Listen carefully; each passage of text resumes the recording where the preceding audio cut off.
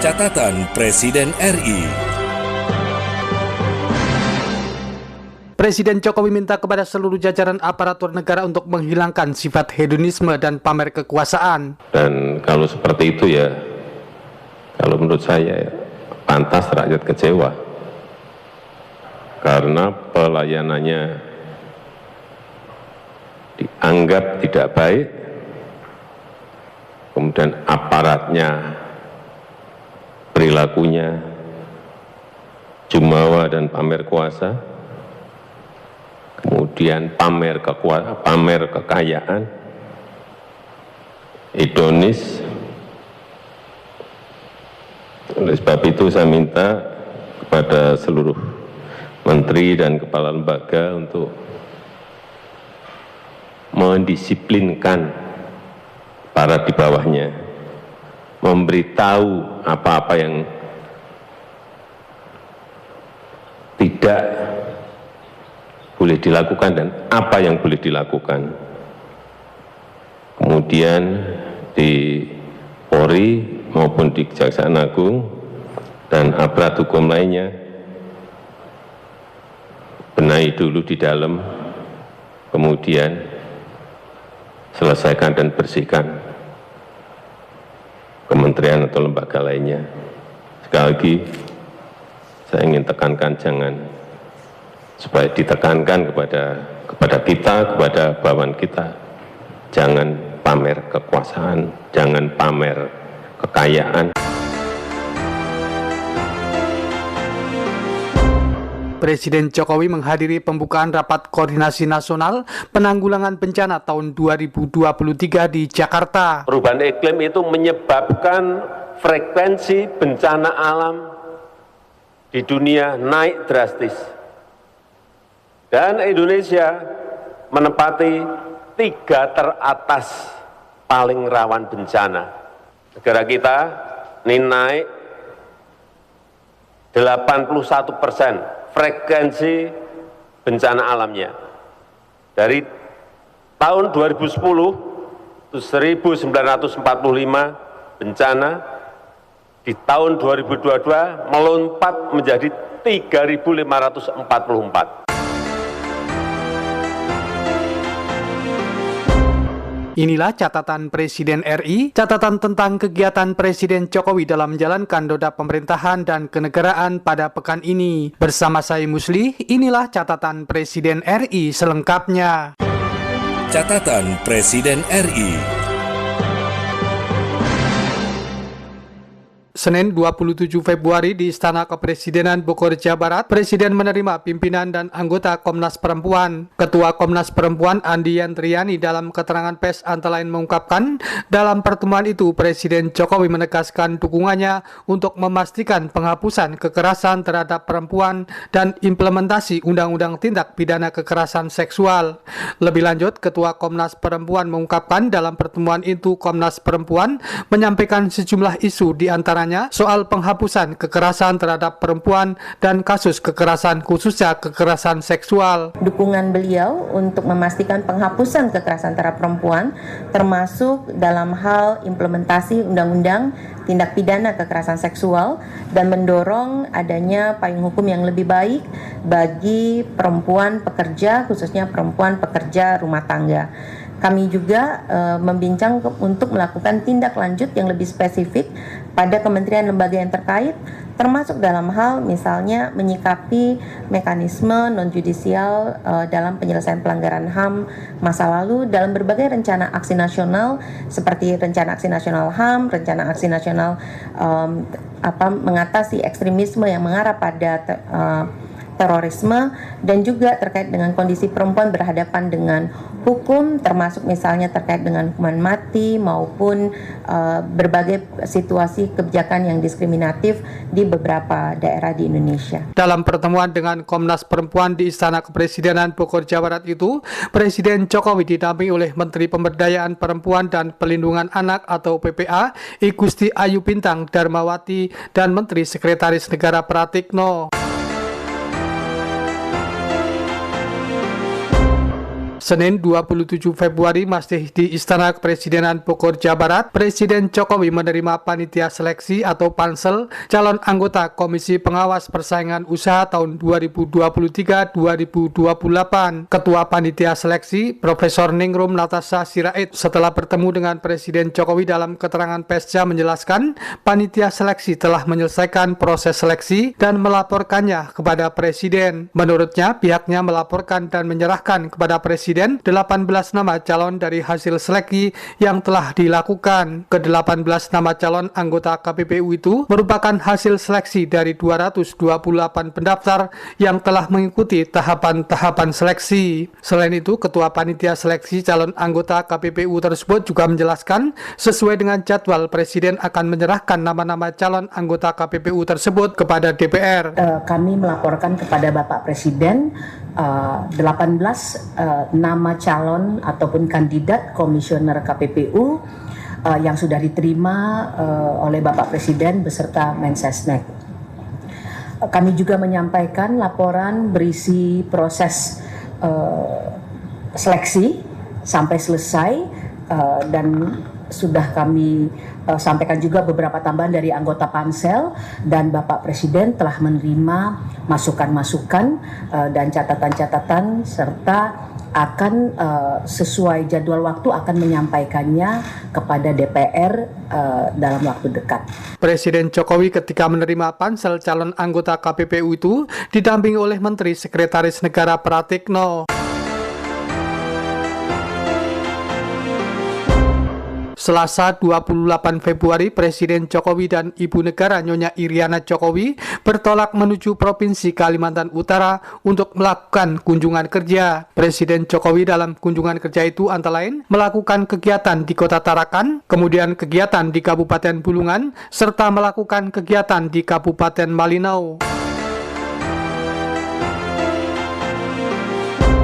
Selasa 28 Februari, Presiden Jokowi dalam kunjungan kerja di Kalimantan Utara meninjau kawasan Kalimantan Industrial Park Indonesia atau KIPI di Kabupaten Bulungan. Setelah peninjauan itu, Presiden Jokowi kepada wartawan mengungkapkan kawasan Kalimantan Industrial Park Indonesia itu merupakan kawasan industri hijau terbesar di dunia. Menurut Presiden, kawasan itu mampu menjadi masa depan Indonesia dalam pembangunan industri energi hijau. Kawasan itu nantinya dapat menghasilkan produk-produk hijau. Presiden Jokowi meyakini KIPI mampu menjadi masa depan Indonesia yang menjadi daya tarik bagi industri yang mampu menghasilkan produk hijau. Untuk pembangunan industri aluminium yang semuanya kita harapkan nanti didukung oleh energi hijau, oleh renewable energy, oleh hydropower dari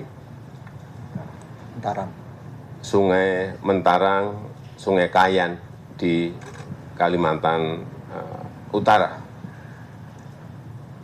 Dan memang perlu transisi, ada transisinya, tidak langsung ke energi hijau, tapi ada transisinya. Tetapi kita harapkan dengan kekuatan kompetitif seperti itu, energinya hijau, kemudian barang-barang produknya yang dihasilkan juga produk-produk hijau, inilah yang akan menjadi kekuatan kawasan Industrial Park Indonesia di Kalimantan Utara. Ini adalah Green Industrial Park yang terbesar di dunia. Dan inilah masa depan Indonesia. Masa depan Indonesia ada di sini. Kalau ini terrealisasi dengan baik, semuanya pasti akan berbondong-bondong ke sini. Industri apapun yang berkaitan dengan green product pasti akan menengok ke kawasan ini. Pada kesempatan tersebut, Presiden menegaskan dirinya akan terus mengikuti perkembangan kawasan KIPI sehingga pembangunan kawasan itu sesuai target yang ditetapkan. Mendampingi Presiden Jokowi dalam kunjungan itu sejumlah menteri anggota Kabinet Indonesia Maju seperti Menko Bidang Kemaritiman dan Investasi Luhut Binsar Panjaitan serta Sekretaris Kabinet Pramono Anung.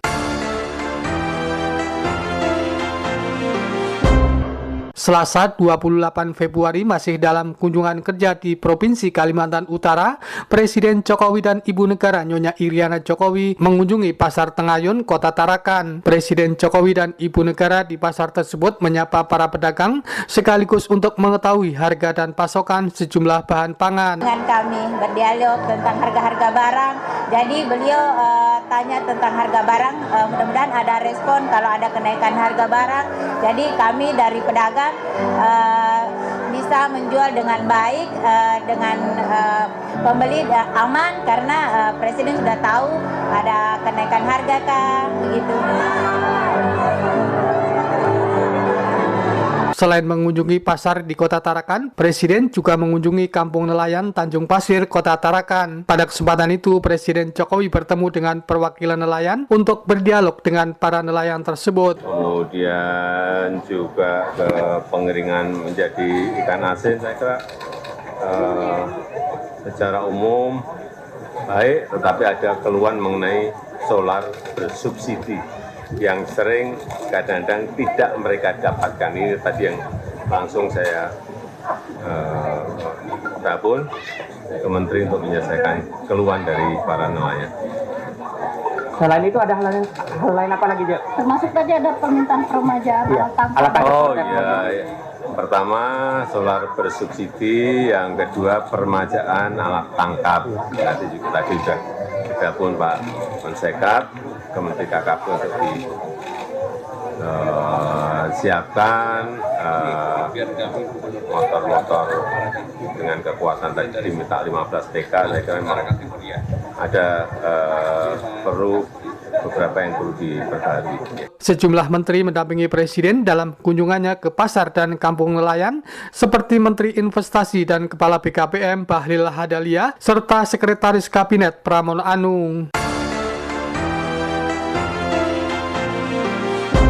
Rabu 1 Maret pada hari kedua kunjungan kerjanya di Provinsi Kalimantan Utara, Presiden Jokowi meresmikan dimulainya pembangunan PLTA Mentarang di Kabupaten Malino, Provinsi Kalimantan Utara. Pada kesempatan itu, Presiden Jokowi mengatakan pemerintah mendukung rencana transformasi ekonomi Indonesia menuju ekonomi hijau. Salah satunya, lanjut Presiden, melalui PLTA Mentarang Induk yang diintegrasikan dengan Kalimantan Industrial Park di Provinsi Kalimantan Utara. Ini adalah PLTA yang terintegrasi dengan kawasan industri hijau di KIPI.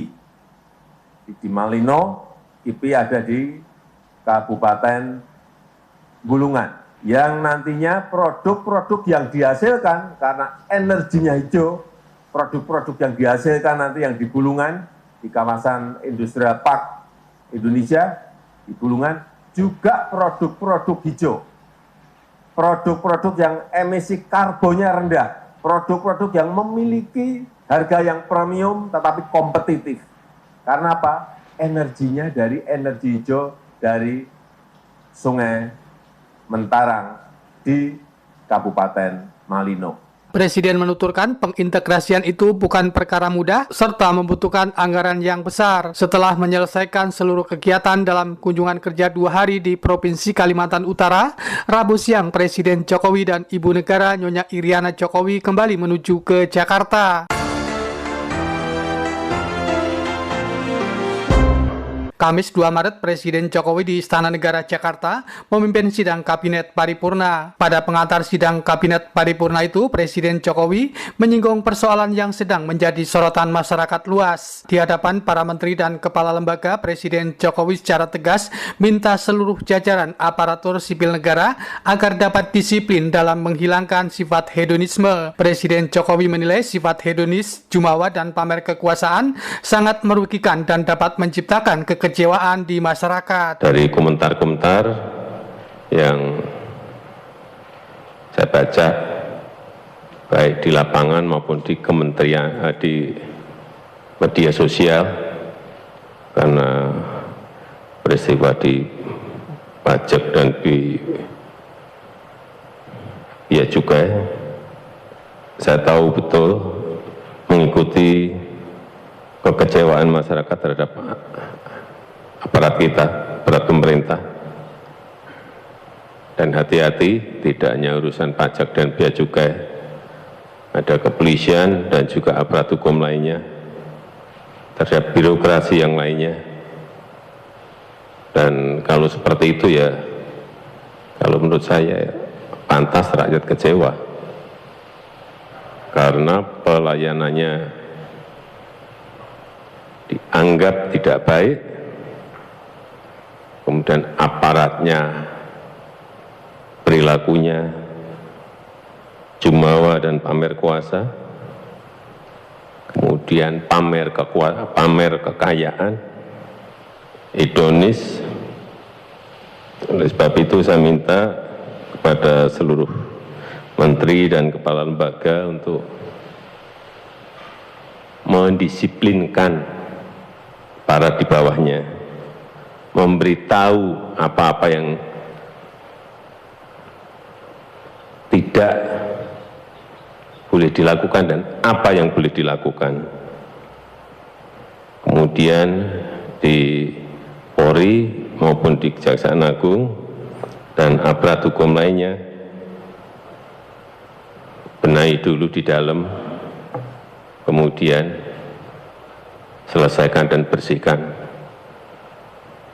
kementerian atau lembaga lainnya. Sekali lagi, saya ingin tekankan supaya ditekankan kepada kita, kepada bawahan kita, jangan pamer kekuasaan, jangan pamer kekayaan, bagi sampai dipajang-pajang di IG, di media sosial. Itu sebuah, kalau aparat birokrasi ya sangat tidak pantas. Pada kesempatan itu, Presiden Jokowi juga menekankan pentingnya meningkatkan reformasi birokrasi untuk melayani rakyat secara akuntabel. Sidang Kabinet Paripurna tersebut juga dihadiri oleh Wakil Presiden Kiai Haji Ma'ruf Amin. Kamis 2 Maret setelah membuka Rapat Koordinasi Nasional Penanggulangan Bencana tahun 2023 di Jakarta menjawab pertanyaan wartawan, Presiden Jokowi mengaku belum menerima surat resmi pengunduran diri Zainuddin Amali sebagai Menteri Pemuda dan Olahraga. Menurut Presiden, Menteri Sekretaris Negara juga belum menerima surat resmi dari Menpora tersebut. Soal pengunduran diri Pak Amali, apa sudah diterima, Pak? Pengunduran diri Pak Amali, apa belum. Sampai saat ini belum ada surat ke Pak Menteri Sekretaris Negara dari Pak Menpora, belum ada. Ya. Penggantiannya gimana Pak? Suratnya belum ada kok pengganti.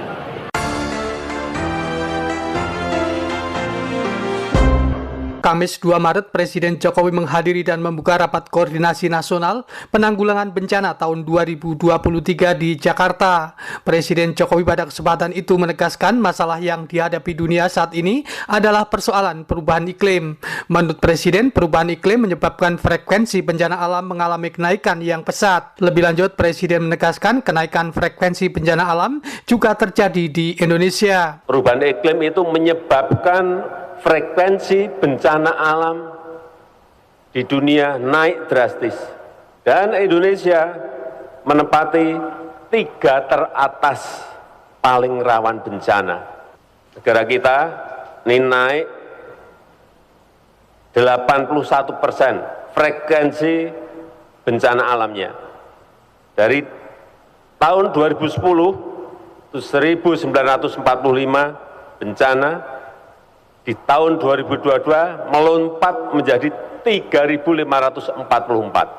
Kita ini tidak hanya urusan banjir, tidak hanya urusan gunung berapi yang meletus, bukan hanya urusan tanah longsor, yang lebih sering adalah gempa bumi, dan bencana alam maupun non-alam lainnya yang kita hadapi. Oleh sebab itu, siaga dan waspada itu menjadi kunci. Baik tahap pra-bencana, pada tahap tanggap darurat maupun pasca bencana. Semuanya harus disiapkan, semuanya harus dikelola dengan baik. Yang saya lihat, kita ini masih sering sibuk di tahap tanggap darurat pas terjadi bencana. Padahal yang namanya pra-bencana, tahap pra-bencana itu jauh lebih penting. Bagaimana menyiapkan masyarakat, bagaimana mengedukasi masyarakat, bagaimana memberikan pelatihan-pelatihan kepada masyarakat untuk langkah-langkah antisipasi. Itu harus menjadi prioritas. Untuk apa? Untuk meminimalisasi korban maupun kerugian. Pada kesempatan itu, Presiden Jokowi juga menekankan peran penting pemerintah daerah dan Badan Penanggulangan Bencana Daerah atau BPBD untuk memahami potensi bencana di daerahnya masing-masing.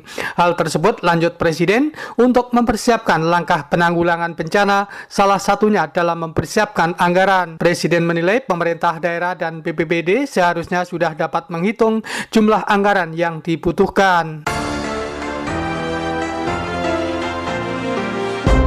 Demikian catatan Presiden RI pekan ini. Saya Musli dan tim liputan melaporkan. Catatan Presiden RI.